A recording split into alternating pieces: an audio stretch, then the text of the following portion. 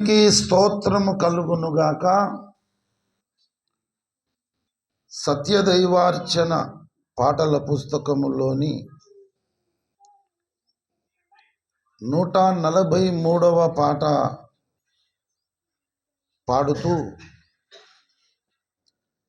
దేవుని ఉపదేశం వినడానికి మన మనస్సును జాగ్రత్తగా సిద్ధపరుచుకుందాం.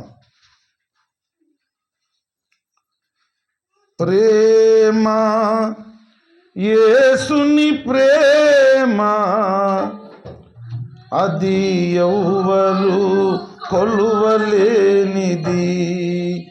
నిజము, దీనిని నమ్ము, ఇది భువి అందించలేనిది.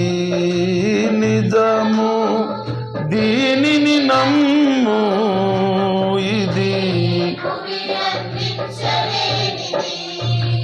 ఎన్నాడెన్నడు మారనిది.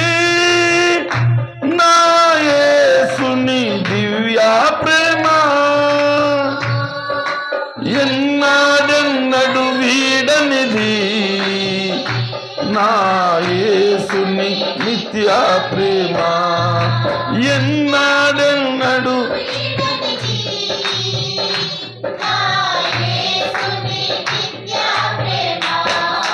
ప్రేమ, యేసుని ప్రేమ, అది ఎవ్వరు కొలువలేనిది.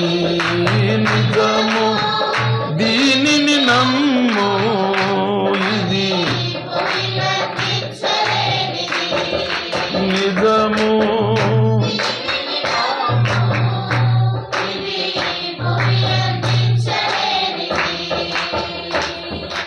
తల్లిదండ్రుల ప్రేమ నీడవలే గతించును. కన్నా బిడ్డల ప్రేమ కలలా కరిగిపోవును.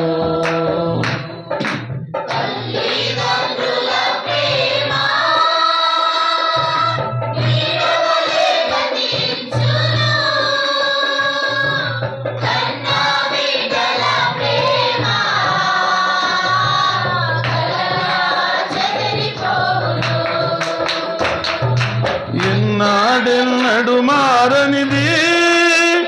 నా యేసుని దివ్య ప్రేమ ఎన్నాడెన్నడు వీడనిది.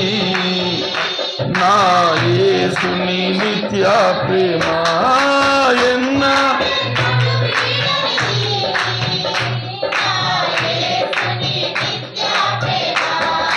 ప్రేమ, యేసుని ప్రేమ, అది ఎవ్వరు కొలువలేనిది. నిజము,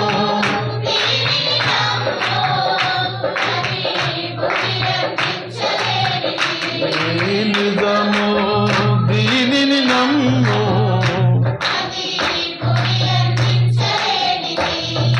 భార్యాభర్తల ప్రేమ వికసించిన ప్రేమ పుష్పము వాడిపోయి రాళ్ళును త్వరలో మోడులా మిగిలిపోవును.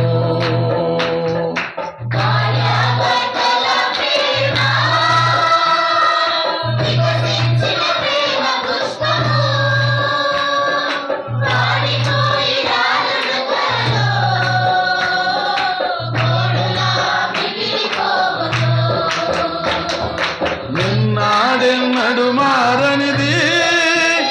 నా యేసుని దివ్య ప్రేమ ఎన్నాడెన్నడు వీడనిది. నా యేసుని నిత్య ప్రేమ ఎన్నాడెన్నడు వీడనిది.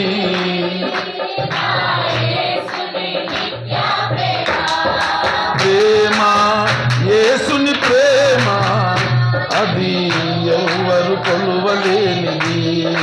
నిజము,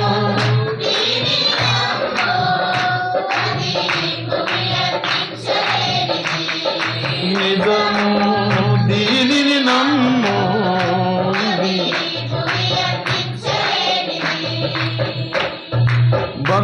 బంధుమిత్రుల ప్రేమ వెలుగుచున్న నూనె దీపము, నూనె ఉన్నంత కాలమే వెలుగునిచ్చి ఆరిపోవును.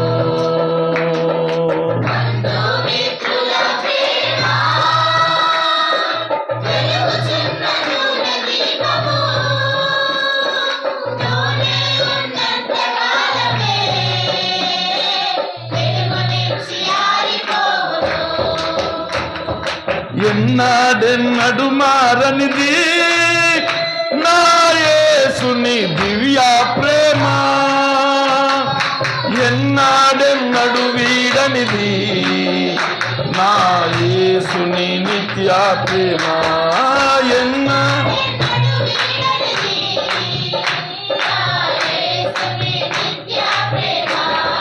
ప్రేమ యేసుని ప్రేమ అది ఎవ్వరు కొలువలేనిది నిజము.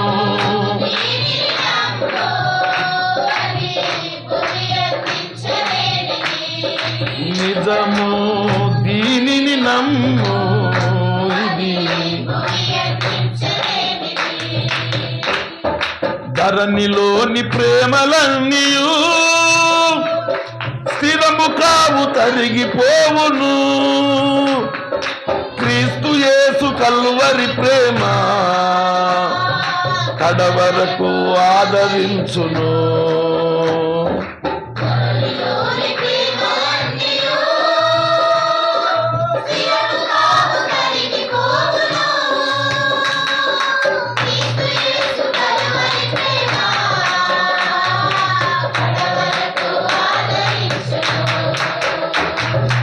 ఎన్నాడెన్నడు మారనిది నా యేసుని దివ్య ప్రేమ, ఎన్నాడెన్నడు వీడనిది నా యేసుని నిత్య ప్రేమ, ఎన్నాడెన్నడు వీడనిది.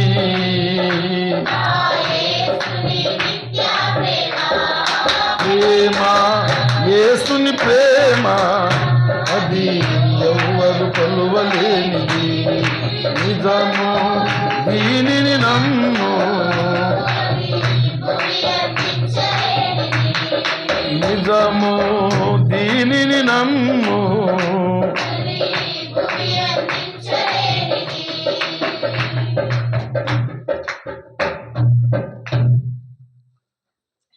దేవునికి స్తోత్రము కలుగునుగాక.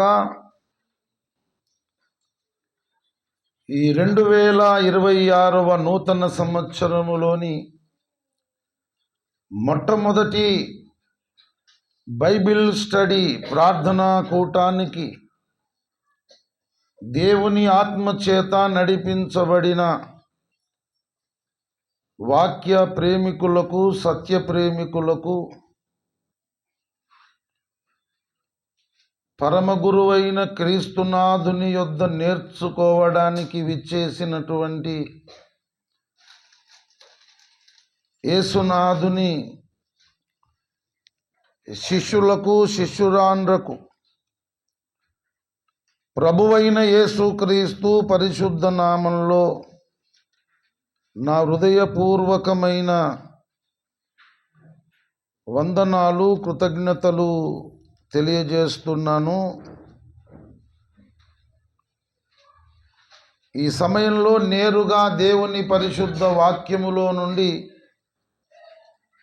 ఒక మాట చదువుకొని కొద్దిసేపు దేవుని వాక్యాన్ని శ్రద్ధతో ఆలకించి నేర్చుకుందాం. దేవుని పరిశుద్ధ వాక్యములో నుండి గలతీ పత్రిక 4వ అధ్యాయము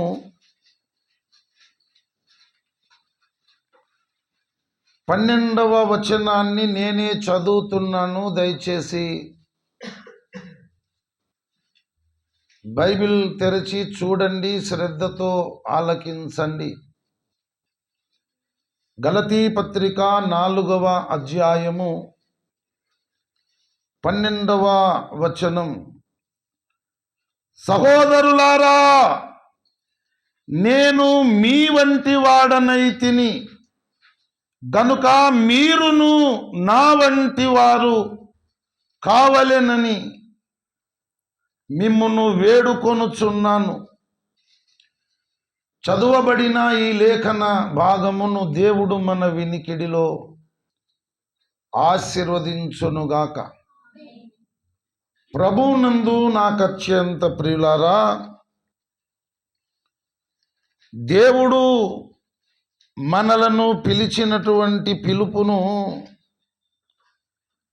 మనము జాగ్రత్తగా చూడాలని పరిశుద్ధ గ్రంథంలో పరిశుద్ధాత్మ దేవుడు ప్రస్తావించినాడు. 1 కొరింథీ పత్రిక 1వ అధ్యాయము 26వ వచనం, సహోదరులారా, మిమ్మును పిలిచిన పిలుపును చూడుడి. దేవుడు మనలను పిలిచిన పిలుపును మనము చాలా జాగ్రత్తగా చూడవలసిన అవసరం ఉన్నది. ఇంతకు దేవుడు మనలను పిలిచిన పిలుపు ఏమిటి? ఇంతకు దేవుడు మనలను పిలిచిన పిలుపు ఏమిటి అని గనుక పరిశుద్ధ గ్రంథంలో మనం జాగ్రత్తగా చూడగలిగితే, కీర్తనల గ్రంథము 82వ కీర్తన 6వ వచనం, 82వ కీర్తన 6వ వచనం, మీరు దైవములనియు మీరందరూ సర్వోన్నతుని కుమారులనియు నేనే సెలవిచ్చి ఉన్నాను. దేవుడు మనలను పిలిచిన పిలుపును మనం చూశాము. ఏమని పిలిచాడు ఆయన మనలను? దైవములు అంటే మీరు దేవుళ్ళు, దేవతలు అని దేవుడు మనలను పిలుస్తున్నాడు. దేవుడు తన స్వరక్తమిచ్చి సంపాదించుకున్నటువంటి దేవుని సంఘములో ఉన్నటువంటి స్త్రీలందరికీ, మహిళలందరికీ దేవతలు అనే పేరు. దేవుడు తన స్వరక్తమిచ్చి సంపాదించుకున్న దేవుని సంఘములో ఉన్నటువంటి పురుషులందరికీ దేవుళ్ళు అనే పేరు. మీరు దైవములనియు మీరందరూ సర్వోన్నతుని కుమారులనియు నేనే సెలవిచ్చి ఉన్నాను. దేవుడే మాట్లాడుతున్నాడు. యేసుక్రీస్తు ప్రభువును హృదయంలో చేర్చుకొని యేసునందు విశ్వాసముంచి కల్వరిగిరి కొండల్లో కరకు కొయ్యపైన వ్రేలాడి యేసునాథుడు కార్చిన పరిశుద్ధమైన, నిర్దోషమైన, నిష్కలంకమైన, అమూల్యమైన గొర్రెపిల్ల వంటి ఆ క్రీస్తు రక్తంలో జన్మ కర్మ పాపములను కడుక్కొని నీటిలో ముంచడము, బాప్తిజమము పొంది క్రొత్తగా జన్మించి దేవుని కుటుంబములోనికి వచ్చి దేవుని సంఘములో చేర్చబడిన దేవుని సంఘము మనకు పరిశుద్ధ గ్రంథంలో కనబడుతూ ఉంది. ఈలాగున దేవుడు తన స్వరక్తమిచ్చి సంపాదించుకున్న దేవుని సంఘమంతటికి దేవుడు పెట్టిన పేరు, మీరు దైవములు. దైవములు. దేవుడు మనలను పిలిచిన పిలుపును మనము చూడగలగాలి. దేవుడు మనలను పిలుస్తున్నాడు. ఎంత గొప్పగా పిలుస్తున్నాడంటే, దేవుణ్ణి నమ్ముకున్నటువంటి, క్రీస్తును హృదయంలో చేర్చుకున్నటువంటి, రక్షణ పొందుకున్నటువంటి మహిళలందరినీ, స్త్రీలందరినీ దేవుడు దేవతలు అని పిలుస్తున్నాడు. రక్షణ పొందినటువంటి పురుషులందరినీ దేవుడు దైవములు, దేవుళ్ళు అని పిలుస్తున్నాడు. ఇంత గొప్పగా దేవుడు మనలను పిలుస్తున్నాడు. కాబట్టి సహోదరులారా, దేవుడు మిమ్మును పిలిచిన పిలుపును చూడుడి. 82వ కీర్తనలో 6వ వచనంలో రాయబడిన లేఖనాన్ని ఆ దైవమే నరావతారమెత్తి యేసుక్రీస్తుగా ఈ భూమి మీద శరీరధారిగా ఉన్నప్పుడు ఆ మాట మరలా యేసుక్రీస్తు ప్రభు వారు తన నోట పలికినాడు. యోహాను సువార్త 10వ అధ్యాయము 34వ వచనం. అందుకు యేసు, మీరు దైవములని నేనంటినని మీ ధర్మశాస్త్రములో రాయబడి ఉండలేదా? లేఖనము నిరర్ధకము కానేరదు గదా. యేసు ప్రభు వారు మాట్లాడుతున్నారు. మీరు దైవములని నేనంటినని మీ ధర్మశాస్త్రంలో రాయబడి ఉండలేదా? లేఖనము నిరర్ధకము కాదు కదా, దేవుని నోటి మాట నిరర్ధకము కాదు కదా అని యేసు ప్రభువే మాట్లాడుతున్నాడు. ప్రభువునందు ప్రియులారా, ఆ యేసుక్రీస్తు ప్రభువే మనము చదువుకున్నటువంటి గలతీ పత్రిక 4వ అధ్యాయము 12వ వచనంలో మాట్లాడుతున్నాడు. సహోదరులారా, నేను మీ వంటి వాడనైతిని గనుక మీరును నా వంటి వారు కావలెనని మిమ్మును వేడుకొనుచున్నాను. పైకి మనం చూస్తే ఈ మాట మాట్లాడుతున్నది అపోస్తలుడైన పౌలు అని మనకు అర్థమవుతుంది. ఎవరితో మాట్లాడుతున్నాడని అర్థమవుతుంది? గలతీ పట్టణములో ఉన్న దేవుని సంఘముతో మాట్లాడుతున్నట్టు మనకు పైకి చూస్తే కనబడుతుంది. అవునా కదా? గలతీ పట్టణంలో దేవుని సంఘం ఉన్నది. ఆ సంఘముతో అపోస్తలుడైన పౌలు మాట్లాడుతున్నట్టు మనకు అనిపిస్తుంది. కానీ వాస్తవానికి మాట్లాడుతున్నది ఎవరు అని కొంచెం లోతుకు వెళ్ళి మనం చూడగలిగితే, పరిశుద్ధాత్మ దేవుడే పౌలు భక్తుని నోట సార్వత్రిక సంఘమంతటికి ఉపదేశం చేస్తున్నాడని అర్థమవుతుంది. సత్యమైనది బహు దూరముగాను బహు లోతుగాను ఉన్నది, దాన్ని గ్రహింపగలవాడు ఎవడు అని ప్రశ్న కనబడుతుంది. సత్యమైనది బహు దూరముగాను బహు లోతుగాను ఉన్నది, దానిని గ్రహింపగలవాడు ఎవడు? పైకి మనం చూస్తే అపోస్తలుడైన పౌలు భక్తుడు గలతీ సంఘముతో మాట్లాడుతున్నాడు అని మనం అనుకుంటాము. మరి కాస్తంత లోతుకు వెళ్ళి లేఖనాలను మనము పరిశోధించగలిగితే ఆ మాట మాట్లాడుతున్నది ఎవరు, ఎవరితో మాట్లాడుతున్నాడు అనే విషయం మనకు అర్థమవుతుంది. 2వ పేతురు పత్రిక, పేతురు వ్రాసిన రెండవ పత్రిక మొదటి అధ్యాయము 20-21 వచనాలు.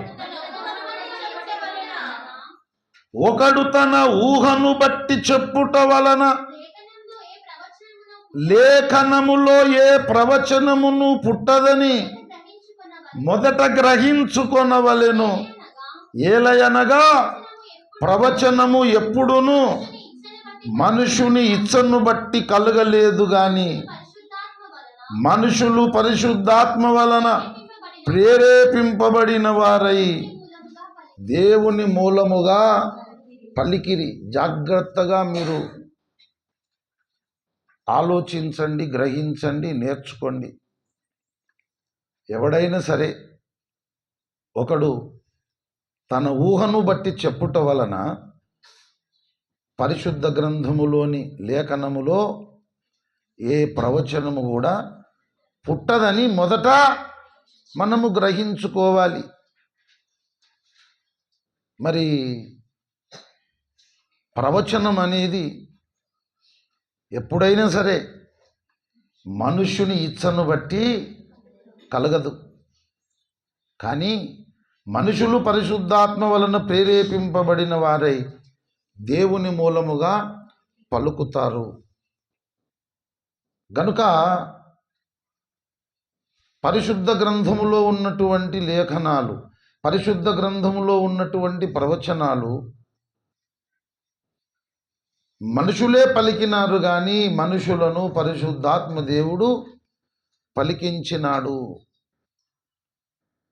ఆదికాండము నుండి ప్రకటన గ్రంథం వరకు 66 పుస్తకాలలో వ్రాయబడిన లేఖనాలలో మనకు కనబడుతున్నటువంటి ప్రవచనాలలో తండ్రి అయిన దేవుడు మాట్లాడిన లేఖనాలు, ప్రవచనాలు ఉన్నాయి. అలాగే ఆ పరమ తండ్రి కన్నటువంటి దేవుని కుమారుడైన క్రీస్తు యేసు మాట్లాడిన లేఖనాలు, ప్రవచనాలు ఉన్నాయి.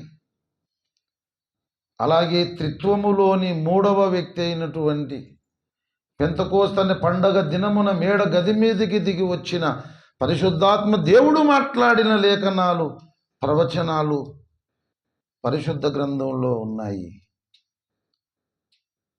మనుషులైతే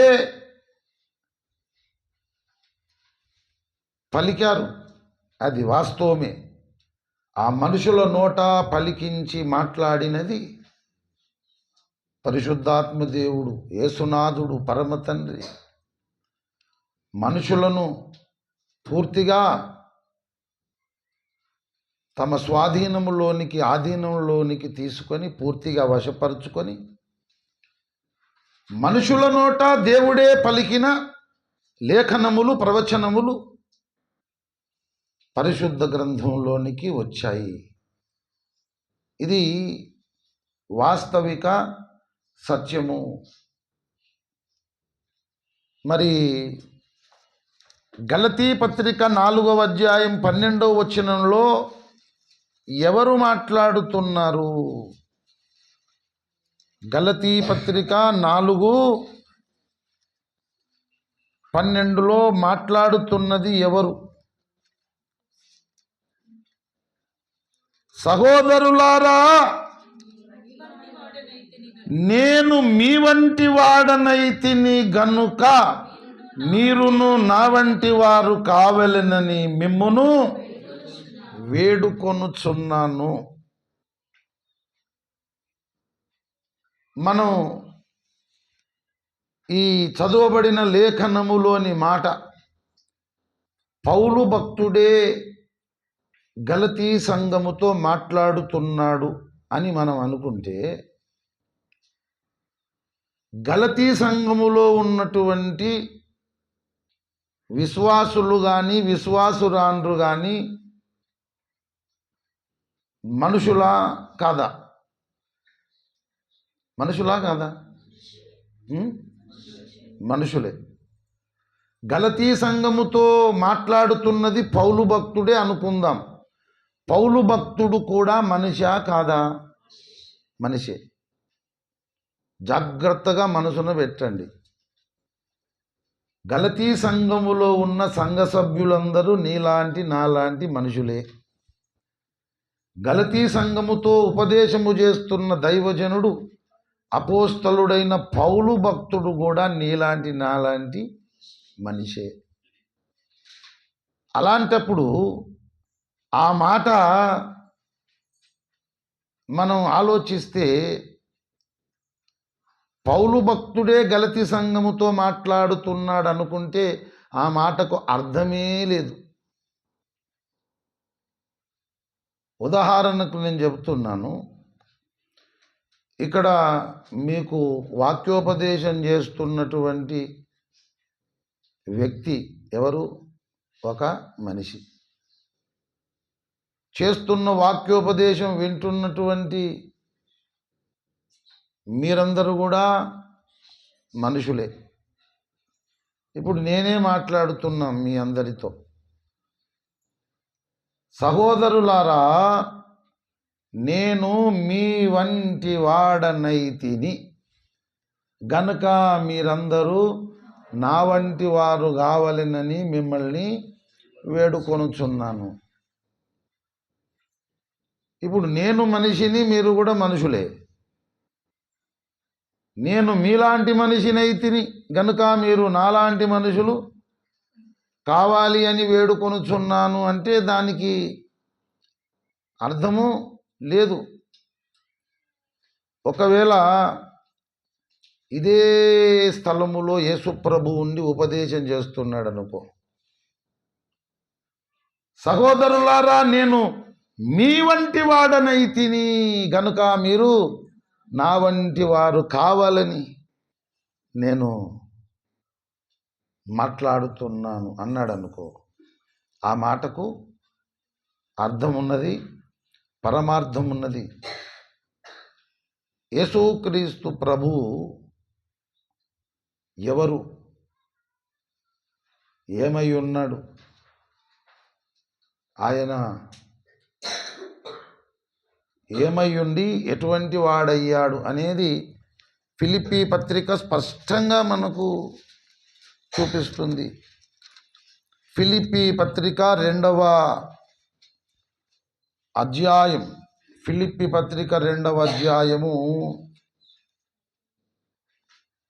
6వ వచనం. యేసుక్రీస్తు దేవుని స్వరూపము కలిగిన వాడై ఉండి దేవునితో సమానముగా ఉండుట విడిచిపెట్టకూడని భాగ్యమని ఎంచుకొనలేదు గాని మనుషుల పోలికగా పుట్టి దాసుని స్వరూపమును ధరించుకొని తన్ను తానే రిక్తునిగా చేసుకొనెను. మరియు ఆయన ఆకారమందు మనుష్యుడుగా కనబడి. ఇప్పుడు చెప్పండి, యేసుక్రీస్తు దేవుని స్వరూపము కలిగినవాడు, యేసుక్రీస్తు దేవునితో సమానుడు. అయితే దేవుని స్వరూపము కలిగిన యేసుక్రీస్తు, దేవునితో సమానుడైన యేసుక్రీస్తు తన్ను తాను రిక్తునిగా చేసుకొని మనుషుల పోలికగా పుట్టినాడు, చూడడానికి మనుషునిగా కనబడ్డాడు. యేసుక్రీస్తు దేవుని స్వరూపము కలిగిన వాడై ఉండి దేవునితో సమానుడై ఉండి ఆయన మనుషునిగా పుట్టినాడు, అవతరించినాడు. మనం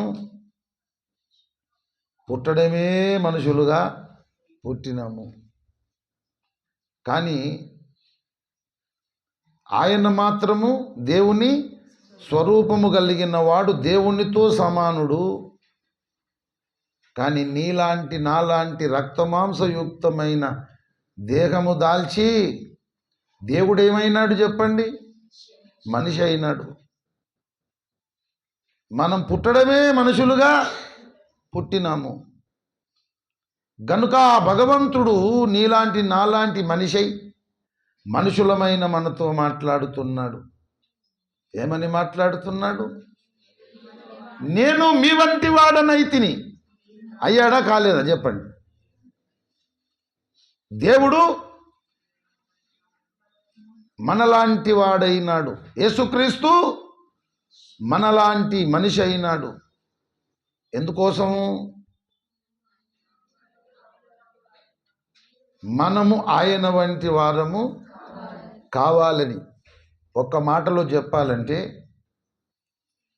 దేవుడు మనుషుల కొరకు మనిషి అయినాడు కాబట్టి మనుషులు దేవుని కొరకు దేవుడు కావాలి, దైవములు కావాలి. ఇది సిస్టమ్. పైకి చదువుకుంటే అందులో ఏమున్నదిలే, మన పాస్టర్ చెప్పినట్టు, మన సంఘానికి చెప్పినట్టు. వాళ్ళకు కూడా అప్పుడు ఒక పాస్టర్ ఉండే, ఆయన పేరు పౌలు. ఆయన కూడా వాళ్ళ సంఘానికి చెప్పాడు అని అనుకుంటే చాలా నష్టపోతాం. అలా కాదు. లేఖనాలను మనము పరిశోధించి చూసినప్పుడు అక్కడ ఒక ఉపదేశం మనకు కనబడుతుంది, ఒక ప్రాముఖ్యమైన సందేశం మనకు కనబడుతుంది. దేవుడు మనుషుల కొరకు దేవుడై ఉండి కూడా మనిషి అయినాడు.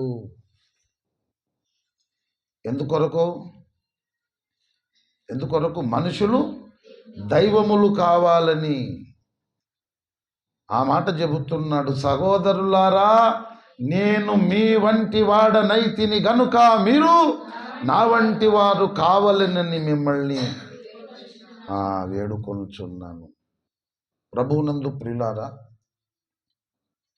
దేవుని లాంటి వారము మనం కావాలన్నది దేవుని యొక్క కల. దేవుని లాంటి వారము మనము కావాలని దేవుడు సంకల్పించినాడు. అందుకే లేఖనాలలో మనకు కనబడుతున్నటువంటి వాక్య సారాంశ సత్యము మనము జీర్ణించుకోవాలి, బాగా గుర్తుపెట్టుకోవాలి, బాగా జ్ఞాపకం పెట్టుకోవాలి. పేతురు రాసిన మొదటి పత్రిక 1వ అధ్యాయము, 1 పేతురు పత్రిక 1వ అధ్యాయం 16వ వచనంలో, మిమ్మును పిలిచిన వాడు పరిశుద్ధుడయ్యున్న ప్రకారము మీరును సమస్త ప్రవర్తన యందు పరిశుద్ధులై ఉండుడి. 14వ వచనంలో దేవుడే మాట్లాడుతున్నాడు. నేను పరిశుద్ధుడనై ఉన్నాను గనుక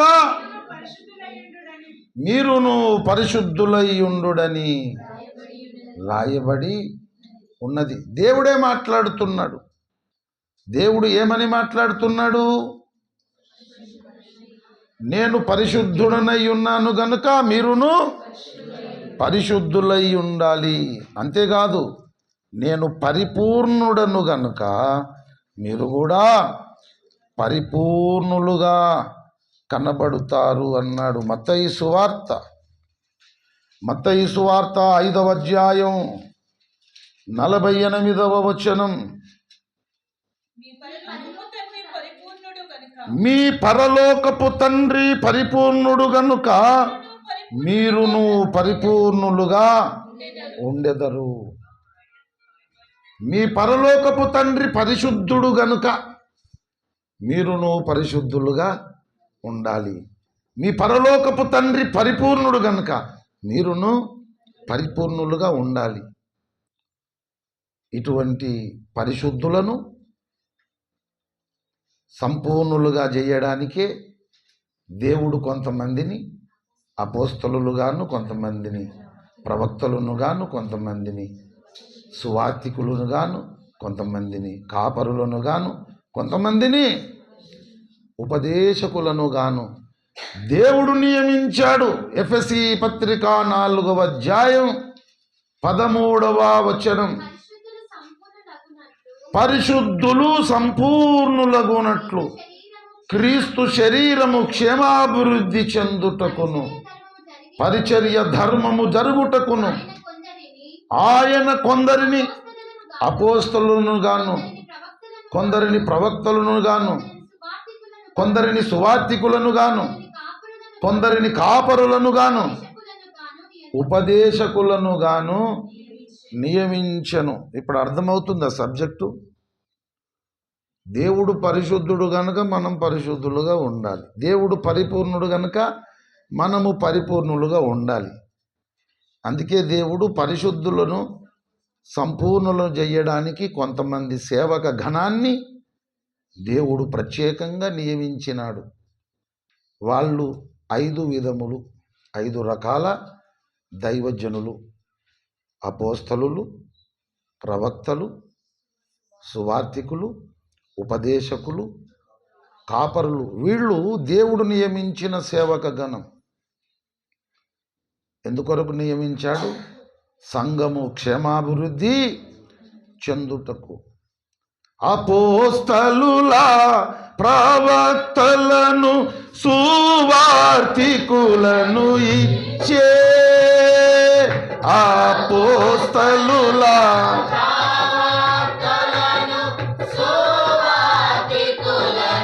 ఇచ్చే సంఘము అభివృద్ధిని చెందుటకు సేవకులందరినిచ్చే. సంఘము అభివృద్ధిని చెందుటకు సేవకులందరినిచ్చే. భక్తులారా స్మరించెదను ప్రభు చేసిన మేలులన్నిటినీ. భక్తులారా ప్రభు చేసిన అపోస్తలులను, ప్రవక్తలను, సువార్తికులను, కాపరులను, ఉపదేశకులను దేవుడు ఎందుకు నియమించినాడు? సంఘము అభివృద్ధి చెందడానికి. ఎప్పుడు అభివృద్ధి చెందుతుంది? పరిశుద్ధులు సంపూర్ణులైనప్పుడే క్రీస్తు శరీరానికి క్షేమాభివృద్ధి, సంఘము అభివృద్ధి చెందుతుంది. దేవుడు పరిశుద్ధుడు గనుక మనం పరిశుద్ధులుగా ఉండాలి. దేవుడు పరిపూర్ణుడు గనుక మనము పరిపూర్ణులముగా ఉండాలి అని దేవుడు చెబుతున్నాడు. అందుకే పరిశుద్ధులను సంపూర్ణులుగా చేయడానికి ప్రత్యేకమైన సేవకులను దేవుడు నియమించినాడు. కనుక దేవుడు పిలిచిన పిలుపును మనం చూడాలన్నాడు. దేవుడు మనలను దైవములు అని పిలుస్తున్నాడు. ఎందుకంటే దేవుడే దైవము గనుక. ఆ దైవము పరిశుద్ధుడు, ఆ దైవము పరిపూర్ణుడు. మరి దైవములు అని పిలుస్తున్న మనము కూడా పరిశుద్ధులము, సంపూర్ణులము కావాలి. ఇందుకొరకు పరిచర్య చేస్తున్నాడు దేవుడు. కొంతమంది దైవజనులను నియమించి అటువంటి ఆత్మ సంబంధులైనటువంటి దైవజనులు సాధారణమైన మనుషులకు అర్థం కారు. వాళ్ళు చేసే పనులు కానీ, వాళ్ళు చేసే పరిచర్య కానీ, వాళ్ళ జీవిత విధానము కానీ అర్థము కాదు. ఆ మాట 1 కొరింథీ పత్రికలో చెబుతున్నాడు. 1 కొరింథీ పత్రిక మీరు చూడండి, 3వ అధ్యాయం, 1 కొరింథీ పత్రిక 3 మొదటి వచనం. సహోదరులారా, ఆత్మ సంబంధులైన మనుషులతో మాట్లాడినట్లు నేను మీతో మాట్లాడలేకపోతిని. ఇక్కడ శరీర సంబంధులైన మనుషులు ఉన్నారు, ఆత్మ సంబంధులైన మనుషులు ఉన్నారు. శరీర సంబంధులైన మనుషులు అంటే ప్రకృతి సంబంధులైన మనుషులు. మరి ఆత్మ సంబంధులైన మనుషులంటే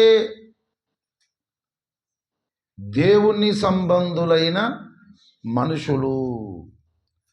ప్రకృతి సంబంధులైన మనుషులను గూర్చి, శరీర సంబంధులైన మనుషులను గూర్చి బైబిల్ గ్రంథము ప్రస్తావిస్తుంది. 1 కొరింథీ పత్రిక 2వ అధ్యాయము 14వ వచనము చూడండి. ప్రకృతి సంబంధి అయిన మనుషుడు దేవుని ఆత్మ విషయములను అంగీకరింపడు, అవి అతనికి వెర్రితనముగా ఉన్నవి. ఇప్పుడు ప్రకృతి సంబంధులైన మనుషులు ఉంటారు, శరీర సంబంధులైన మనుషులు ఉంటారు. వాళ్లకు ఆత్మ సంబంధులైన మనుషులు మరి చెప్పే మాటలు ఎలాగనిపిస్తాయి? వాళ్లకు వెర్రితనముగా అనిపిస్తాయి. ఆత్మ సంబంధులైన మనుషులు చేసే పనులు, వారి ప్రవర్తన విధానం, వారి జీవిత విధానం ఈ ప్రకృతి సంబంధులైనటువంటి శరీర సంబంధులైన మనుషులు చూసి ఏమనుకుంటారంటే వారికి పిచ్చి పట్టింది, వాళ్ళు ఎందుకు ఇలా చేస్తున్నారు, వాళ్ళు ఎందుకు అలా చేస్తున్నారు, ఏదో పిచ్చి పట్టి అట్లా చేస్తున్నట్టున్నారు అని చెప్పి ఆత్మ సంబంధులైనటువంటి మనుషులను గూర్చి, దేవుని సంబంధులైన మనుషులను గూర్చి ఈ ప్రకృతి సంబంధులైన మనుషులు, శరీర సంబంధులైన మనుషులు మాట్లాడతారు. ఎందుకొరకో తెలుసా? తెలియక. ఇప్పుడు ఆత్మ సంబంధులైన మనుషులు అంటే ఎవరు? దేవుని సంబంధులైన మనుషులు. ఆత్మ అంటే అర్థం ఏంటో యోహాను సువార్త 4వ అధ్యాయము మీరు చూడండి, 20వ వచనం కావచ్చు, 24. దేవుడు ఆత్మ గనుక ఆయనను ఆరాధించువారు ఆత్మతోనూ సత్యముతోనూ ఆరాధింపవలెను. ప్రభువునందు ప్రియులారా, దేవుడు ఆత్మ గనుక. ఇప్పుడు చెప్పండి, ఆత్మ అంటే ఎవరు? ఆత్మ అంటే ఎవరు? దేవుడు. మరి ఆత్మ సంబంధులైన మనుషులు అంటే అర్థం ఏంటి? దేవుని సంబంధులైన మనుషులు. కనుక ఆత్మ సంబంధులైన మనుషులు, దేవుని సంబంధులైన మనుషులు వారు అన్నిటినీ తెలుసుకుంటారు, అన్నిటినీ వివేచిస్తారు, కానీ వాళ్ళు ఎవరికి కూడా అర్థము కారు అని బైబిల్ గ్రంథంలో దేవుడు రాయించినాడు. 1 కొరింథీ పత్రిక 2వ అధ్యాయం 15వ వచనము చూడండి. ఆత్మ సంబంధి అయిన వాడు అన్నిటినీ వివేచించును గాని అతడెవని చేతనైనను వివేచింపబడడు. ఆత్మ సంబంధి అయిన మనుషుడు, దేవుని సంబంధి అయిన మనుషుడు ఎవరికి అర్థం కాడు, కానీ అన్ని విషయాలు అర్థం చేసుకుంటాడు. కాబట్టి ఆత్మ సంబంధులైన మనుషులతో, దేవుని సంబంధులైన మనుషులతో మాట్లాడినట్టు నేను మీతో మాట్లాడలేకపోతిని. మీరు శరీర సంబంధులు అంటే క్రీస్తునందు పసిబిడ్డలు. ఇప్పుడు క్రీస్తునందు పసిబిడ్డలు ఈజ్ ఈక్వల్ టు శరీర సంబంధులు. క్రీస్తునందు పసిబిడ్డలు ఈజ్ ఈక్వల్ టు ప్రకృతి సంబంధులు అనేది మనకు అర్థమవుతుంది. అయితే మనము ఆత్మ సంబంధులైన మనుషులముగా ఉండాలి, దేవుని సంబంధులైన మనుషులముగా మనం ఉండాలి. ప్రభువునందు ప్రియులారా, దేవుడు పరిశుద్ధుడు గనుక మనము పరిశుద్ధులముగా ఉండాలి. దేవుడు పరిపూర్ణుడు గనుక మనము పరిపూర్ణులముగా ఉండాలి. మరి పరిశుద్ధులు ఏం కావాలి చెప్పండి? సంపూర్ణులు కావాలి. అలా కావాలంటే ఒక ప్రాముఖ్యమైన పారమార్థిక సత్యం గ్రహించి అర్థం చేసుకొని బాగా గుర్తుపెట్టుకోవాలి, జ్ఞాపకం పెట్టుకోవాలి. దేవుడు పరిశుద్ధుడా కాదా? పరిశుద్ధుడు. దేవుడు పరిపూర్ణుడా కాదా? పరిపూర్ణుడు. పరిపూర్ణుడైనటువంటి దేవుడు ఏమై ఉన్నాడు అనేది మనం చూడాలి. పరిపూర్ణుడైనటువంటి దేవుడు ఏమై ఉన్నాడు? యోహాను రాసిన మొదటి పత్రిక 4వ అధ్యాయము 8వ వచనము చూడండి. దేవుడు ప్రేమ స్వరూపి, ప్రేమ లేనివాడు దేవుని ఎరుగడు. దేవుడు ప్రేమ స్వరూపి. పుట్టినోట్లో దేవుడు ప్రేమయ్యై. ఇప్పుడు చెప్పండి, పరిశుద్ధుడైన దేవుడు, పరిపూర్ణుడైన దేవుడు ఏమై ఉన్నాడు? ప్రేమయ్యై ఉన్నాడు, ప్రేమ స్వరూపి అయి ఉన్నాడు. ప్రభునందు ప్రియులారా, ఆ ప్రేమయ్యై ఉన్నటువంటి దేవుడు, ప్రేమ స్వరూపి అయి ఉన్నటువంటి దేవుడు, ఆ పెద్ద ప్రేమ మూట అయినటువంటి ఆ దేవుని ప్రేమ మన లోపల ఏం కావాలి? పరిపూర్ణం కావాలి. అప్పుడే మనము పరిశుద్ధులం అవుతాము, సంపూర్ణులం అవుతాము. బాగా అర్థం చేసుకోండి, గ్రహించండి. దేవుడు పరిశుద్ధుడు, దేవుడు పరిపూర్ణుడు, అవునా కదా? పరిశుద్ధుడైన దేవుడు, పరిపూర్ణుడైన దేవుడు ఏమై ఉన్నాడు? ప్రేమయ్యై ఉన్నాడు. ఆ ప్రేమయ్యై ఉన్నటువంటి దేవుని ప్రేమ మనలో పూర్తిగా పరిపూర్ణము కావాలి. అప్పుడే మనము పరిశుద్ధులము, సంపూర్ణులమవుతాము. దేవుని ప్రేమ మనలో ఎట్లా పరిపూర్ణమవుతుంది? దేవుని ప్రేమ మనలో ఎలా పరిపూర్ణమవుతుంది? అది కూడా బైబిల్ చెప్పింది. యోహాను రాసిన మొదటి పత్రిక 4వ అధ్యాయం 12వ వచనం. ఏ మానవుడును దేవుని ఎప్పుడును చూచి ఉండలేదు.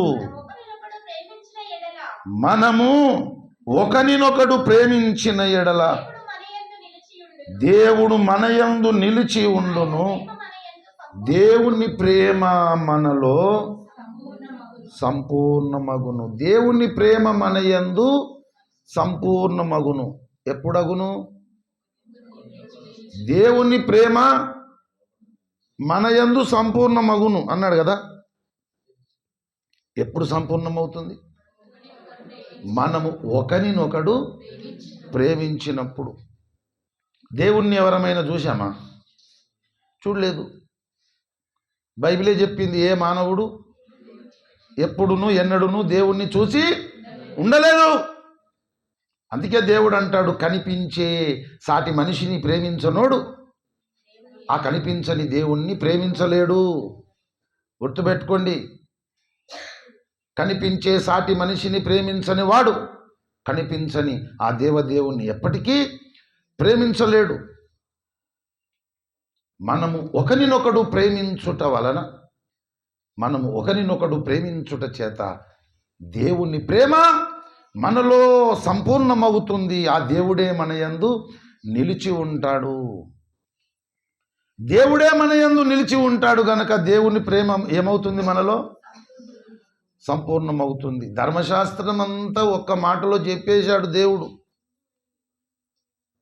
ప్రవక్తల గ్రంథములను, ధర్మశాస్త్రం అంతటిని కూడా ఒకటే మాటలో దేవుడు చెప్పేశాడు. ఏంటో తెలుసా? అది నిన్ను వలె నీ పొరుగు వానిని ప్రేమింపవలెను. ఒక్క మాటలో. ఇది ధర్మశాస్త్రమునకును ప్రవక్తల గ్రంథములకును ఆధారమై ఉన్నది. చదివారు కదా ఈ మాట. నిన్ను వలె నీ పొరుగు వానిని ప్రేమించుము. ఇది ధర్మశాస్త్రం అంతటికి, ప్రవక్తల గ్రంథములకు ఆధారమై ఉన్నది. ప్రేమ పొరుగువానికి కీడు చేయదు. కనుక ప్రేమ కలిగి ఉండడమే ధర్మశాస్త్రమును నెరవేర్చుట. శాశ్వత కాలం, యుగ యుగాలు, నిత్యత్వం అంతా దేవుడుండే సత్యలోకములో నిలిచేది ప్రేమనే.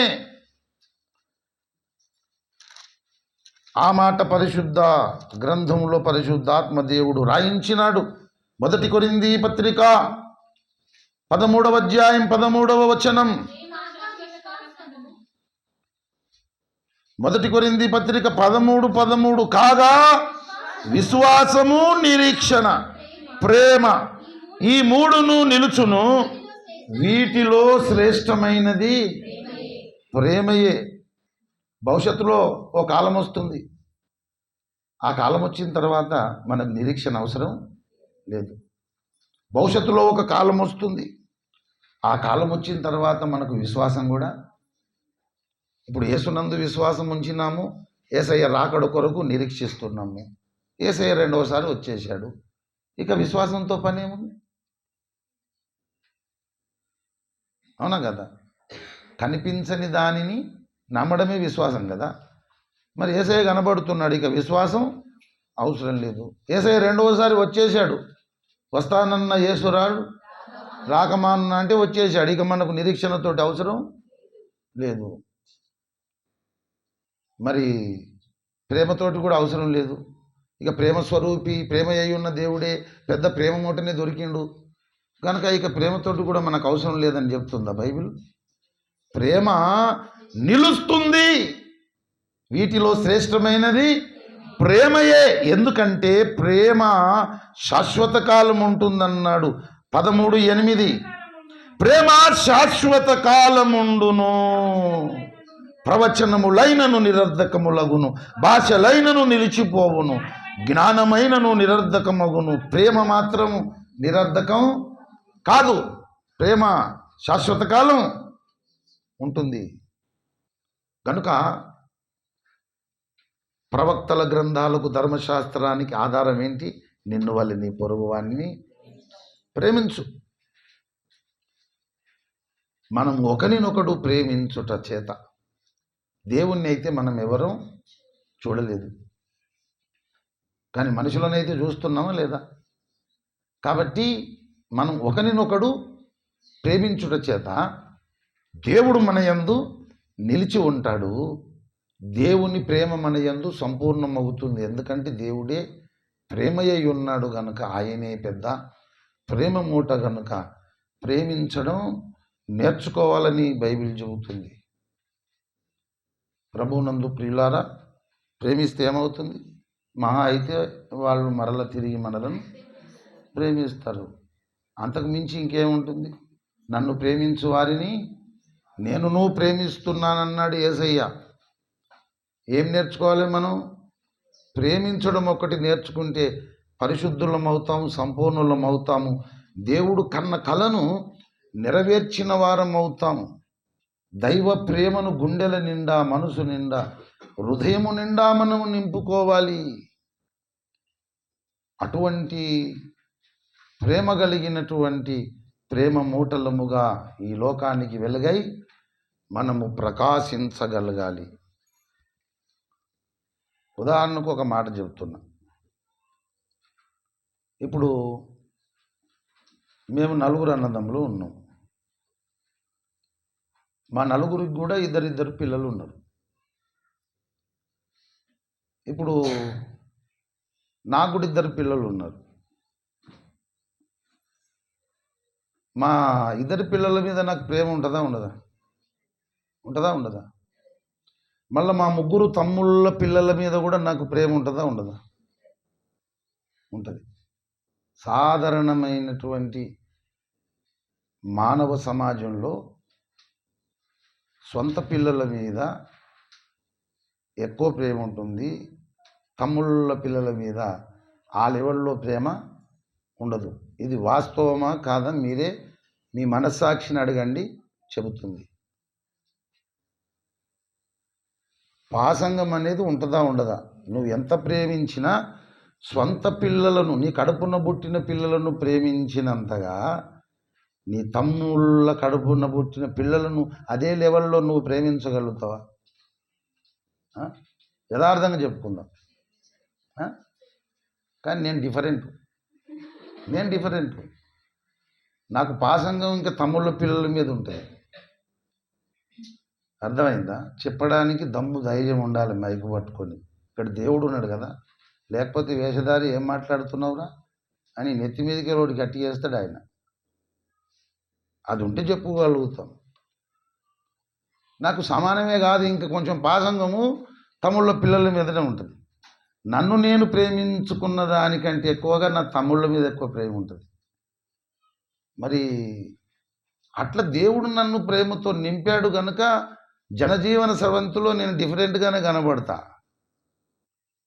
కారణం ఏంటంటే నేను ప్రకృతి సంబంధిని, శరీర సంబంధిని కాదు. నేను దేవుని సంబంధిని, ఆత్మ సంబంధిని.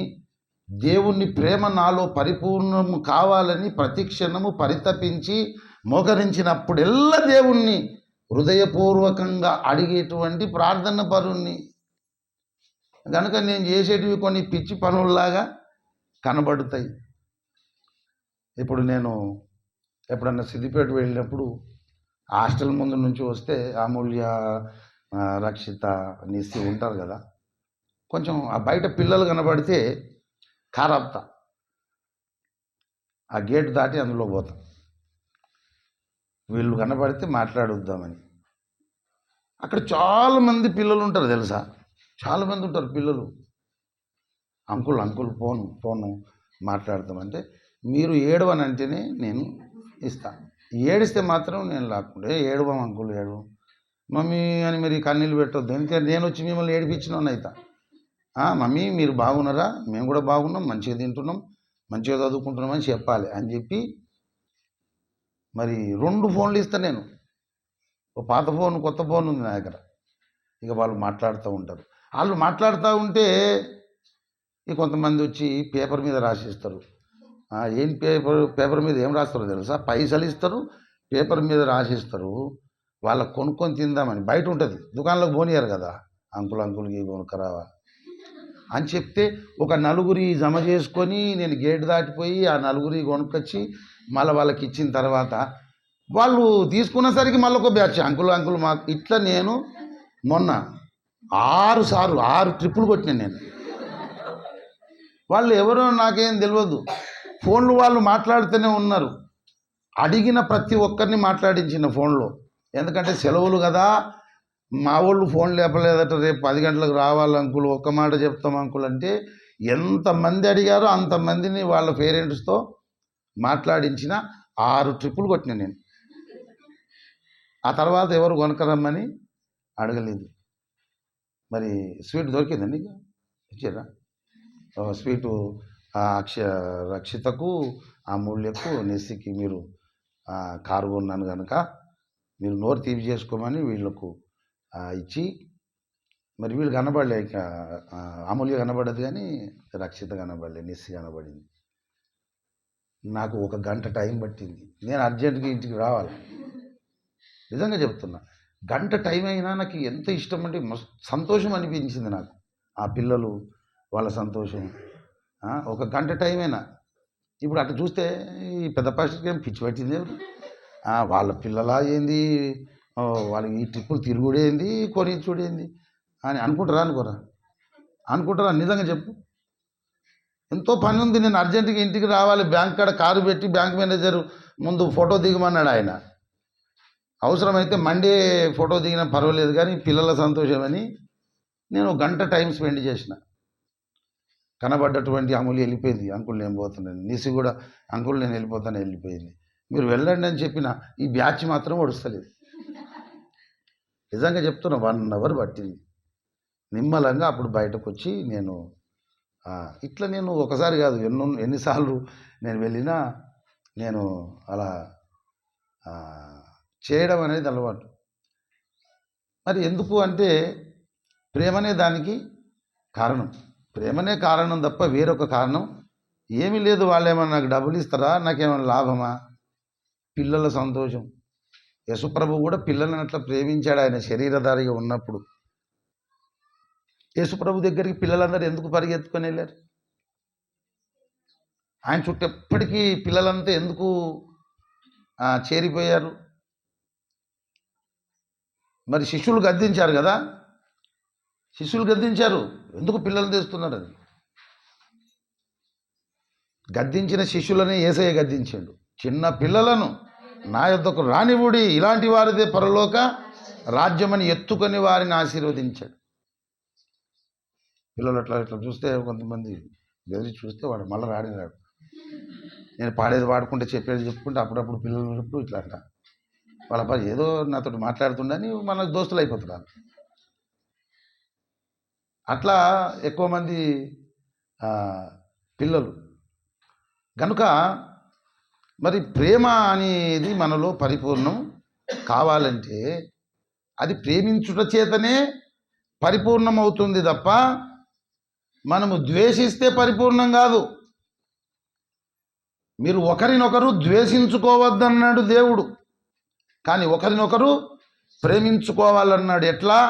మిక్కటముగా అన్నాడు. మిక్కటముగా. ప్రేమ అనేక పాపములను కప్పును గనుక మీరు ఒకరినొకడు మిక్కటముగా ప్రేమించుకొనుడని పేతురు పత్రికలో దేవుడు చెప్పాడు. ప్రేమించడము చేతనే మనము పరిశుద్ధులం అవుతాము, ప్రేమించడము చేతనే మనం పరిపూర్ణులం అవుతాము, ప్రేమించుట చేతనే మనము దైవములను అవుతాము. దైవమే ప్రేమ అయి ఉన్నాడు, దైవమే ప్రేమ మూట గనుక ఆ ప్రేమ పరిపూర్ణము కాకపోతే ఎవడు కూడా దైవములు అనే గుంపులోకి రానే రాడు. ప్రభువునందు ప్రియులారా, అలాగ మనము సమాజాన్ని, సంఘాన్ని మనం ప్రేమించాలి. ప్రభువునందు ప్రియులారా, ప్రేమ పరిపూర్ణం అంటే ప్రేమించటము చేతనే ప్రేమ ఏమవుతుంది? పరిపూర్ణం అవుతుంది, లేకపోతే కాదు.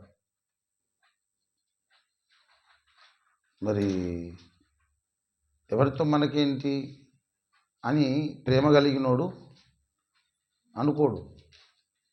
ఎవరైనా సరే మరి ఏదైనా అడిగినప్పుడు అది నిజంగా వాళ్లకు అవసరం అన్నప్పుడు ఆ ప్రేమ తప్పిస్తుంది. బుచ్చోళ్ళ రాజని ఒక అతను నుండి చనిపోయింది. వాళ్ళ భార్య కూడా మొత్తం వీల్ చైర్లో ఉంటుంది. ఆమె మనిషే ఇంత చిన్నగా అయిపోయింది. వాళ్ళ కొడుకు ఫోన్ చేసింది నాకు రాత్రి, అంకుల్ మా మమ్మీకి ట్యాబ్లెట్స్ అయిపోయినాయి, ఒక 150 రూపాయలు నాకు కొట్టు అన్నాడు. ఒకవేళ వీడు అబద్ధం ఆడి ఆ 150 పెట్టి కోటర్ తాగితే అని చెప్పి, శ్రీధర్ ఉన్నాడు మెడికల్ షాప్లో, నువ్వు అక్కడికి వెళ్ళమని చెప్పిన. అక్కడికి పోతే ఫోన్లో మాట్లాడి వాస్తవమే ట్యాబ్లెట్లు 150 రూపాయల ట్యాబ్లెట్స్ అబ్బాయికి అతను ఇవ్వగానే డైరెక్ట్గా మెడికల్ షాప్ ఆయనకి 150 రూపాయలు కొట్టాను. అంటే ఎందుకు మనం చేయగలుగుతామంటే ప్రేమ అనేది దేవుణ్ణి నమ్మినోడనే కారణం లేదు, మన రక్త సంబంధమైన కారణం లేదు. ప్రేమకు అసలు కులము, మతము, భేదము ఇవన్నీ ఏమీ ఉండవు. ప్రభువునందు ప్రియులారా, మీరెవరైనా సరే దేవుని ప్రేమలో పరిపూర్ణులవే ప్రాసెస్లో ఉంటే మీకు అర్థమవుతాయి, లేకపోతే విషయాలు అర్థం కావు. ప్రభువునందు ప్రియులారా, ప్రేమ అనేది దేవుని స్వరూపము.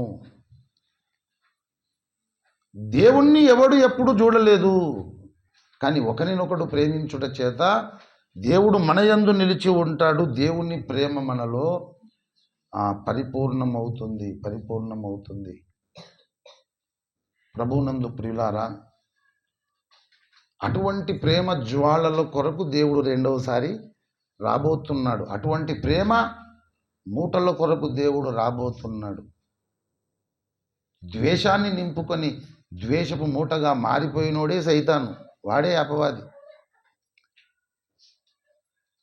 పరిపూర్ణమైన ప్రేమ కలిగిన వాడే దేవుడు ఆయనే ప్రేమయ్యై ఉన్నాడు. మనం పరిశుద్ధులం కావాలి. ఎందుకు? దేవుడు పరిశుద్ధుడు. మనం పరిపూర్ణులము కావాలి. ఎందుకు? దేవుడు పరిపూర్ణుడు. ఎలాగవుతాం చెప్పండి? దేవుడు ప్రేమయ్యై ఉన్నాడు గనుక, ఆ ప్రేమయ్యై ఉన్న దేవుడే పరిశుద్ధుడు పరిపూర్ణుడు గనుక ఆ ప్రేమనే మనలో పరిపూర్ణం అవుతే తప్ప మనము పరిశుద్ధులము సంపూర్ణులము మనము కాలేము. ప్రభువునందు ప్రియులారా, ప్రేమ అనేది మన హృదయంలో గుండెలో ఎప్పటికి బగబగ మండుతూ ఉండాలి. ఆర్పజాలని ప్రేమ మనలో మండుతూ ఉండాలి. ప్రభువునందు ప్రియులారా, అలా మనము నడుచుకొనగలిగితే మనము దేవుడు అనుకున్నటువంటి ఆ సంకల్పం ఏదైతే ఉందో అందులో మనము నిలబడగలుగుతాము. ప్రభువునందు ప్రియులారా, యేసుప్రభు అన్నాడు సామెతల గ్రంథం 8వ అధ్యాయంలో ఏమన్నాడంటే, నన్ను ప్రేమించు వారిని నేను ప్రేమించుచున్నాను. నన్ను ప్రేమించు వారిని, అది 21, నన్ను ప్రేమించు వారిని నేను ప్రేమించుచున్నాను. ఎవరు మాట్లాడుతున్నారు ఆ మాట? జ్ఞానము అనేటి ఆయన మాట్లాడుతున్నాడు. ఆ దేవుని జ్ఞానం ఎవరు చెప్పండి? యేసుక్రీస్తు. ఆయన అంటాడు, నన్ను ప్రేమించు వారిని నేను. ఇప్పుడు మిమ్మల్ని ఎవరైనా బాగా ప్రేమిస్తున్నారు అనుకో, మీరేం చేయాలి? వాళ్ళని ద్వేషించాలనా? చెప్పాలి. ప్రేమించాలనా వద్దా? ఇప్పుడు యేసుప్రభు ఏం చేస్తున్నాడు? నన్ను ప్రేమించు వారిని. మరి పౌలు భక్తుడు ఏమన్నాడు? నేను క్రీస్తును పోలి నడుచుకొనుచున్న ప్రకారం మీరు నన్ను పోలి నడుచుకొనుడి. ప్రభువునందు ప్రియులారా, మనలను సాటి మనుషులు ప్రేమించినప్పుడు మనము కూడా వారిని ప్రేమించడానికే మనం ఇష్టపడాలి తప్ప ద్వేషించడానికి ఇష్టపడొద్దు. అది దైవ లక్షణం కాదు. ప్రభువునందు ప్రియులారా, దేవుడు మన యందు నిలిచి ఉండాలంటే, దేవుని ప్రేమ మనలో పరిపూర్ణం కావాలంటే మనం ఒకరినొకడు ప్రేమించడమే పరమధారి. అది తప్ప వేరొక దారిలో నువ్వు పరిపూర్ణునివై పరిపూర్ణురాలువై దేవుని ఎదుట నిలబడలేవు. ఎవరిలోనైతే ప్రేమ పరిపూర్ణమవుతుందో వాళ్ళలో దైవత్వం కనబడుతుంది, వాళ్ళలో దేవుడు కనబడతాడు. సకల జనులు నన్ను చూసినప్పుడు నాలో నీవు కనబడాలి అంటే ఆ ప్రేమ పరిపూర్ణమవుతేనే సాధ్యమవుతుంది. గనుక శ్రేష్టమైనది ఏంటి చెప్పండి? ప్రేమ. శాశ్వత కాలం ఉండేది ప్రేమ. ఈ ప్రేమలో మనం పరిపూర్ణులమైతేనే పరిశుద్ధులము సంపూర్ణులము కాగలుగుతాము. ఎందుకంటే పరిశుద్ధుడైన దేవుడు పరిపూర్ణుడైన దేవుడు ప్రేమయ్య ఉన్నాడు కాబట్టి, ప్రేమయ్య ఉన్న దేవుడే పరిశుద్ధుడు పరిపూర్ణుడు కాబట్టి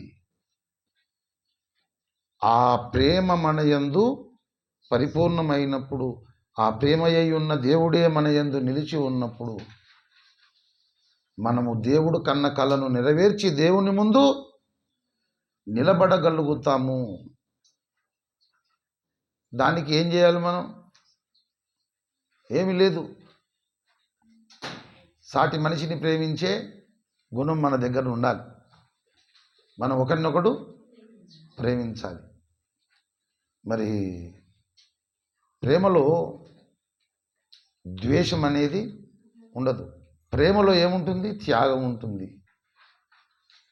మరి ప్రేమలో సహాయం ఉంటుంది. ప్రేమలో ఇతరులను ఆదరించే గుణం ఉంటుంది. ప్రేమ ఏమనుకుంటుందంటే తాను ఏమైపోయినా పర్వాలేదు కానీ తాను ప్రేమించే వాళ్ళు బాగుండాలి. అది యేసుప్రభువులో మనకు కనబడుతుంది. యేసుప్రభు తన్ను తాను సంతోషపరచుకోవడానికి రాలేదట, మనలను సంతోషపరచడానికి వచ్చాడు. తాను హింసించబడ్డాడు. ఆయన తను తాను రిక్తునిగా చేసుకున్నాడు. ఎందుకు? కారణం ఏంటిది? ప్రేమే. కనుక అటువంటి ప్రేమ మూటల కొరకు యేసు రెండవసారి రాబోతున్నాడు. అటువంటి ప్రేమ మూటలు తయారు కావాలని కొంతమంది సేవకులను దేవుడు నియమించి పరిచర్య జరిగిస్తున్నాడు. ఇది అసలు సిసలైనటువంటి దైవ సేవ. బంగారు గొలుసులు వాడుడు, ఏటీఎంలో లక్షలు అకౌంట్లో పడుడు, గ్యాస్ బండలు వచ్చి ఇంటి ముంగట నిలబడుడు, ఇవా బైబిల్ చెప్తుంది? ఇవి ప్రభువునందు ప్రియులారా, పరలోకం నుంచి తులం బంగారు గొలుసు వాడేయమన్నదట ఆమె. 5 గంటలకు చెప్తే 7 గంటల వరకు ఉప్పల్లో పడేసిండట దేవుడు.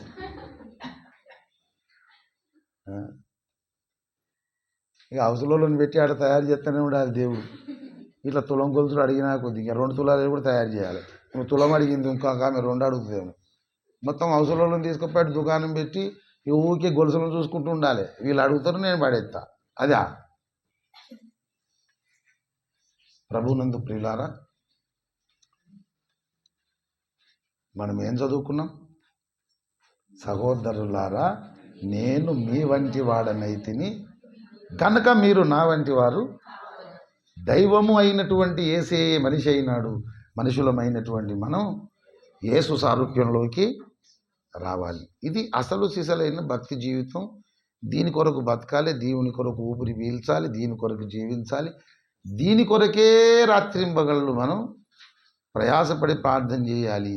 ఇదే మన జీవిత ఆశయమని, ఇదే మన జీవిత ధ్యేయమని, ఇది 4 రోజులు అంగడని, ఇప్పుడున్న రేపు ఉంటున్నో లేదో తెలియదు కానీ నా జీవిత ఆశయం నెరవేర్చేదాకా బ్రతికించు, ఒక ప్రేమ మూటగానే భూమి నుండి నన్ను తీసుకొని వెళ్ళు అని నువ్వు హృదయపూర్వకంగా ఆశించి కోరుకుంటే చేయడా దేవుడు? చేస్తాడా? చేయడా? అట్లా చేద్దాం. దేవుడు మనకు సహాయం చేయను గాక. అందరూ తలలు వంచి కళ్ళు మూసుకోండి, ప్రార్థన చేసుకుందాం. దేవుని సేవకులు శ్రీనివాస్ ప్రార్థన చేస్తాడు. వాక్యం మనలో నిలిచి ఫలించున్నట్లు.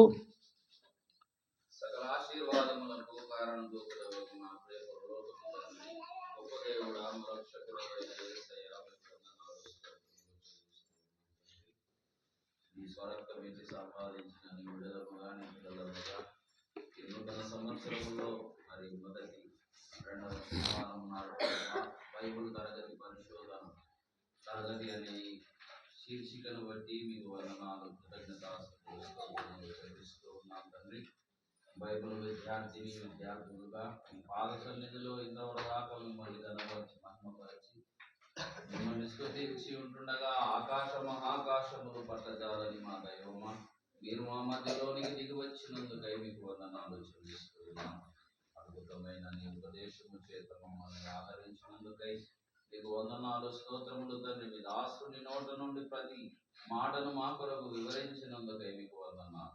అవును దేవా, బైబిల్ గ్రంథంలో మీరు సెలవిస్తున్నారు, సహోదరులారా నేను మీ వంటి వాడనైతిని గనుక మీరు నా వంటి వారు కావాలని మీరు కోరుకుంటున్నారు. అవును తండ్రి, మీరు దైవములని మమ్మల్ని మీరు పిలుస్తూ ఉన్నారు. ధర్మశాస్త్రంలో మీరు దైవములని మమ్మల్ని గురించి మాట్లాడుతున్నారు తండ్రి, మీకు వందనాలు. అవును తండ్రి, మేము మానవులముగా ఉన్నప్పుడు మానవులను రక్షించడానికి మానవులుగా ఈ భూమి మీదకి దిగి వచ్చిన దేవుడవయ్యా, నీకు వందనాలు, స్తోత్రములు తండ్రి. ఆ పరమ తండ్రివైన దేవుని కుమారుడవుగా మీరు లోకరక్షకుడవుగా మా కొరకు మానవ స్వరూపమును దాల్చి మానవునిగా ఈ భూమి మీద అవతరించి మానవుల కొరకు గొప్ప రక్షణను సిద్ధపరిచి వెళ్ళిన దేవుడవుగా మీరు ప్రత్యక్షమయ్యారు. మీకు వందనాలు కనుక ప్రభువా, ఉన్నతమైన మహిమలో మీరు ప్రవేశించి దైవత్వము గల దేవుని కుడి పార్శ్వమున కూర్చొని ఉన్నారు కనుక మరి మేము కూడా నీ వంటి వారము కావాలి అంటే నీలో కలిగిన సకల గుణ లక్షణాలను ఈ భూమి మీద మేము అవతరించుకోవాలి, సంతరించుకోవాలి, వాటిని పొందిపుచ్చుకోవాలని నీ లేఖనము సెలవిస్తూ ఉంది. ఆ మనుషుడు ఇచ్చను మట్టి కాదు నాయన, దేవుని నోట నుండి పలకబడిన మాట, ప్రతి మాట కూడా పరిశుద్ధాత్మ వలన కలిగినదని మేము నమ్మాలి, విశ్వసించాలి. మానవులందరినీ కూడా దైవ స్వరూపంలో మార్చడానికి దైవికమైన సేవా పరిచర్య విధానాన్ని భూమి మీద మీరు ఏర్పరచుకొని ఆయా అపోస్తలులు, ప్రవక్తలు, సువార్తికులు, కాపరులు, ఉపదేశకులనుగా నియమించుకొని నీ యొక్క స్వారూప్యములోనికి నీ స్వరక్తం ఇచ్చి సంపాదించిన సంఘాన్ని నడిపించుతున్నందుకై మీకు వందనాలు, స్తోత్రములు చెల్లిస్తూ ఉన్నాం. అటువంటి పరిశుద్ధమైన దేవుడవుగా మీరు మాకు ప్రత్యక్షమయ్యారు గనుక మేము కూడా ప్రతి విషయంలో పరిశుద్ధతను కలిగి ఉండాలన్నారు. పరిపూర్ణమైన దేవుడవుగా మీరు కనబడుతున్నారు గనుక అన్ని విషయాలలో మేము కూడా పరిపూర్ణమైన వ్యక్తులముగా నిలబడాలని మీరు కోరుకుంటున్నారు. అయ్యా, మరి భూమి మీద నిన్ను వలె నీ పొరుగు వారిని ప్రేమించమని ధర్మశాస్త్రం అంతా కూడా ఒక్క మాటలో చెప్పిన నీ మాట మేమందరము పాటించాలని, మానవులమైన మేము ప్రేమ కలిగి ఉండాలని, ప్రేమ శాశ్వతకాలం ఉంటుందని, ఆ ప్రేమ క్రీస్తు యేసు కలిగిన ప్రేమ వలె వికసించాలని మీరు కోరుకున్నారు గనక ప్రతి వ్యక్తులము కూడా మేము నాయన నీ రక్తము చేత కడగబడిన నీ విడుదలమైన మేము అందరి ఎడల అన్ని విషయాలలో ప్రేమ కలిగిన నీ యొక్క మాధుర్యమును పంచడానికి, నీ యొక్క ప్రేమ స్వభావమును అవతలి వాళ్ళకు తెలియజేయడానికి, ప్రేమ కలిగి ఉండడానికి ప్రయత్నం చేసే కృప దయచేయమని మిమ్మల్ని వేడుకుంటున్నాం. అటువంటి ప్రేమ మూటలుగా, ప్రేమ వ్యక్తులుగా మమ్మల్ని మార్చగలిగిన శక్తి నీకున్నది కనుక ప్రభువా, అటువంటి ప్రేమ కలిగిన బిడ్డలముగా మమ్మల్ని నడిపించమని మిమ్మల్ని వేడుకుంటున్నాం. ఒకవేళ మాలో కనుక ఇతరుల మీద ద్వేషములు గాని, కలహములు గాని, కోపములు గాని ఉన్నట్లయితే వాటిని తొలగించుకొని నా దేవునిలో ఇది లేదు గనక నా లోపట కూడా ఇది ఉండకూడదనే ఒక తీర్మానము కలిగిన వ్యక్తులమై అనేకుల కొరకు మా ప్రేమను పంచగలిగిన బిడ్డలముగా